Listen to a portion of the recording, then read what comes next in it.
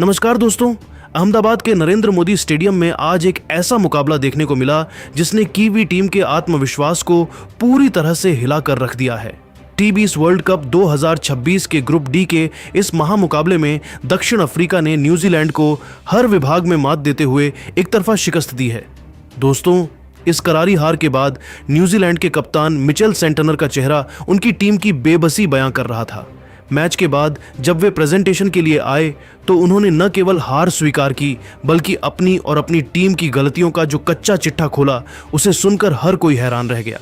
आज के इस विशेष और लंबे वीडियो में हम बात करेंगे मिचेल सेंटनर के उस बयान की जिसमें उन्होंने अपनी टीम की रणनीति के बिखरने और बल्लेबाजी के ढहने पर कड़ा प्रहार किया है। वीडियो के अंत तक बने रहिए।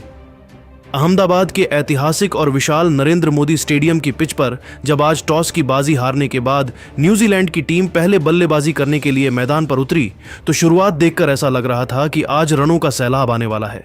सलामी बल्लेबाज फिन एलन और मध्यक्रम के आक्रामक बल्लेबाज मार्क चैपमैन ने जिस तूफानी अंदाज में दक्षिण अफ्रीकी गेंदबाजों की धज्जियां उड़ानी शुरू की, उसे देखकर स्टेडियम में मौजूद हर दर्शक और क्रिकेट पंडित यह मान बैठा था कि आज स्कोरबोर्ड पर रनों का एक अभेद्य अंबार लगने वाला है।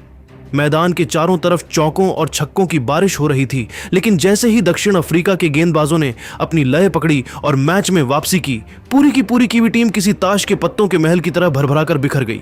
रही सही कसर टीम की बेहद साधारण और दिशाहीन गेंदबाजी ने पूरी कर दी, जिसने दक्षिण अफ्रीका के लिए जीत की राह को बेहद आसान बना दिया। मैच की समाप्ति के बाद जब न्यूजीलैंड के कप्तान Mitchell Santner post match presentation के लिए माइक पर आए तो उनके स्वर में गहरी निराशा, हताशा और अपनी टीम के प्रति गुस्सा साफ झलक रहा था। उन्होंने बेहद भारी मन और रुंधे हुए गले से अपनी बात शुरू करते हुए कहा, आज मैदान पर हमने जो प्रदर्शन किया है वह हमारे लिए न केवल व्यक्तिगत रूप से निराशाजनक है बल्कि एक पेशेवर क्रिकेट टीम के तौर पर बेहद शर्मनाक भी है। मैं अगर सच कहूं और ईमानदारी से इस मैच का विश्लेषण करूं तो एक समय हम इस मुकाबले में बहुत ही मजबूत और ड्राइविंग सीट पर थे। जिस आक्रामक तरीके से फिन एलन और मार्क चैपमैन बल्लेबाजी कर रहे थे, हमें ड्रेसिंग रूम में पूरा भरोसा था कि हम आज 210 या 220 के विशाल आंकड़े को आसानी से पार कर लेंगे।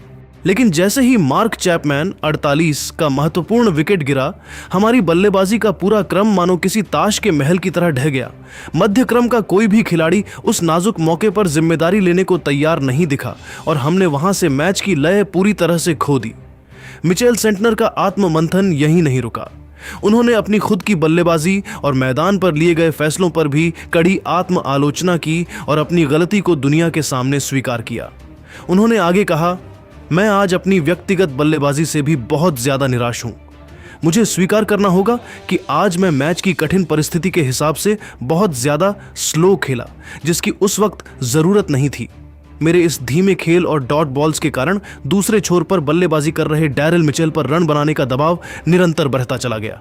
उन्हें मजबूरन रन गति बढ़ाने के लिए जोखिम लेने पड़े और उसी दबाव के कारण वे एक बड़ा शॉट खेलने के चक्कर में अपना कीमती विकेट गंवा बैठे। उनके जाने के तुरंत बाद मैं खुद भी पवेलियन लौट गया। मेरी उस धीमी और सुस्त पारी ने पूरी टीम का मोमेंटम बिगाड़ कर रख दिया। जहां हमें आखिरी के ओवरों में गियर बदलकर तेजी से रन बटोरने चाहिए थे, वहां हम एक एक रन के लिए संघर्ष करते रह गए। नतीजतन जो टीम 220 की ओर बढ़ रही थी वह महज 175 रनों पर ही सिमट गई। मेरा मानना है कि स्कोरबोर्ड पर वो 40 से 50 रन कम बनाना हमें अंत में बहुत भारी पड़ा। कैप्टन मिचेल सेंटनर का यह उग्र रूप और कड़वा विश्लेषण केवल उनकी अपनी बल्लेबाजी की विफलताओं तक ही सीमित नहीं रहा, बल्कि उन्होंने हार के असली गुनहगारों यानी अपनी गेंदबाजी यूनिट को भी पूरी तरह से आड़े हाथों लिया और सरेआम उनकी जमकर क्लास लगाई।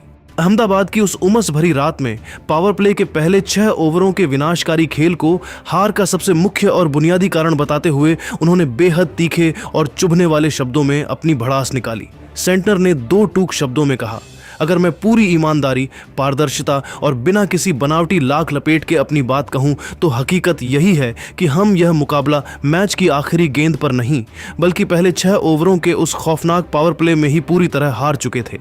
176 रनों के एक सम्मानजनक लक्ष्य का बचाव करते हुए हमें किसी भी कीमत पर शुरुआत में ही दक्षिण अफ्रीकी विकेटों की सख्त जरूरत थी ताकि हम उन पर दबाव बना सकें।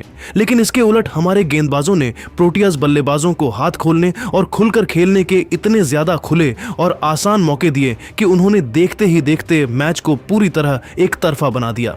विपक्षी कप्तान एडन मार्करम ने जिस बेरहमी, निडरता और बेखौफ अंदाज से हमारे मुख्य स्ट्राइक गेंदबाजों की धुनाई की, उसने हमारी पूरी रणनीतिक कमर को बीच से तोड़ कर रख दिया।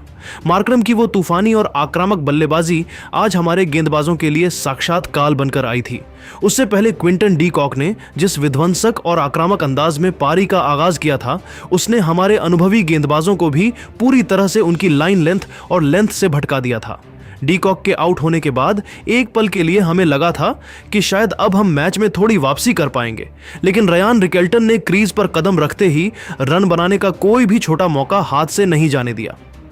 पावर प्ले के दौरान ही बोर्ड पर 83 रन जैसा पहाड़ जैसा स्कोर लुटा देना यह स्पष्ट रूप से प्रमाणित करता है कि हमारी गेंदबाजी रणनीति आज पूरी तरह से बिखरी हुई, दिशाहीन, अप्रभावी और बेजान थी। मिचेल सेंटनर के इन कड़वे, तीखे लेकिन कड़वे सच से भरे शब्दों ने अब यह पूरी तरह साफ कर दिया है कि न्यूजीलैंड की टीम के भीतर इस करारी हार के बाद एक बहुत बड़ा तूफान खड़ा हो चुका है।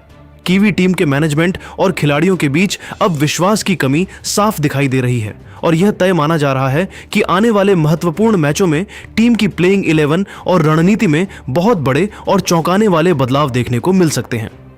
वर्ल्ड कप के अगले सफर और सुपर 8 की धुंधली होती राह पर गंभीर चर्चा करते हुए सेंटनर ने अपनी टीम के साथी खिलाड़ियों को एक कड़ा और अंतिम संदेश दिया। उन्होंने आने वाली भविष्य की चुनौतियों के बारे में आगाह करते हुए चेतावनी भरे लहजे में कहा, अब हमारे पास अतीत की गलतियों पर रोने या पीछे मुड़कर देखने का कतई वक्त नहीं बचा है। हमारे सुपर 8 के प्रतिष्ठित चरण में पहुंचने की सारी धुंधली उम्मीदें अब केवल और केवल 18 फरवरी 2026 को होने वाले अगले महामुकाबले पर टिकी हुई हैं। संयुक्त अरब अमीरात UAE के खिलाफ होने वाले उस करो या मरो वाले मैच में हमें हर हाल में किसी भी कीमत पर बड़ी जीत हासिल करनी ही होगी। लेकिन मैं यह भी साफ कर दूं कि अगर हम भविष्य में भी इसी तरह की बिखरी हुई रणनीति, कमजोर मानसिकता और अनुशासनहीन खेल का प्रदर्शन करते रहे, तो हमारे लिए इस वर्ल्ड कप में एक कदम भी आगे बढ़ना बहुत ज्यादा मुश्किल और असंभव होगा। हमें अपनी पुरानी गलतियों से सबक लेना होगा, अपने अहंकार को पीछे छोड़ना होगा और मैदान पर एक संगठित यूनिट की तरह सीना तान कर लड़ना होगा। आज की यह शर्मनाक हार हमारे लिए महज एक हार नहीं, बल्कि एक बहुत बड़ी वेकअप कॉल है जिसे हमें गंभीरता से लेना ही होगा।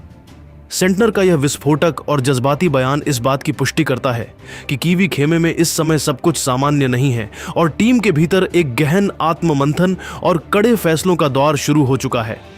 अहम और नाजुक मौकों पर रणनीतियों का ताश के पत्तों की तरह बिखरना और दबाव के क्षणों में विकेट गंवाना न्यूजीलैंड के लिए इस T20 वर्ल्ड कप में सबसे बड़ा सिरदर्द और चिंता का विषय बन गया है। तो दोस्तों, मिचेल सेंटनर के इस बेबाक कबूलनामे और न्यूजीलैंड की इस हार पर आप क्या कहेंगे? क्या आपको लगता है कि सेंटनर की धीमी बल्लेबाजी ही हार की असली वजह थी या गेंदबाजों ने मैच को पहले ही खत्म कर दिया था? क्या कीवी टीम 18 फरवरी को पलटवार कर पाएगी? अपनी राय नीचे कमेंट बॉक्स में एनजेड का कमबैक लिखकर जरूर दें। अगर आपको हमारा यह विश्लेषण पसंद आया हो तो वीडियो को लाइक करें और वर्ल्ड कप 2026 की हर बड़ी खबर के लिए हमारे चैनल को अभी सब्सक्राइब करें। जय हिंद। सूर्या ने इस कमजोरी को भांप लिया और खुद उस्मान तारिक बनकर अभिषेक शर्मा और रिंकू सिंह को अभ्यास कराना शुरू किया। सूर्या ने बिल्कुल उसी लय में गेंद डाली, दौड़कर आना, फिर अचानक 1 सेकंड के लिए रुकना और फिर गेंद को रिलीज करना। शुरुआत में तो अभिषेक शर्मा को भी थोड़ी मुश्किल हुई, लेकिन सूर्या ने उन्हें तकनीक सिखाई कि कैसे उस पॉज के दौरान अपनी नजरें गेंद पर जमाए रखनी है। इसके बाद जो नजारा दिखा उसने पाकिस्तानी खेमे की नींद उड़ा दी होगी। युवा सनसनी अभिषेक शर्मा ने सूर्या की उन मिस्ट्री गेंदों को भांपना शुरू किया और मैदान के चारों ओर चौके छक्कों की बरसात कर दी।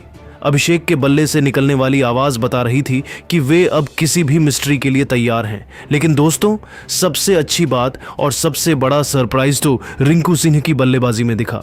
हम सब जानते हैं कि रिंकू पिछले कुछ मैचों में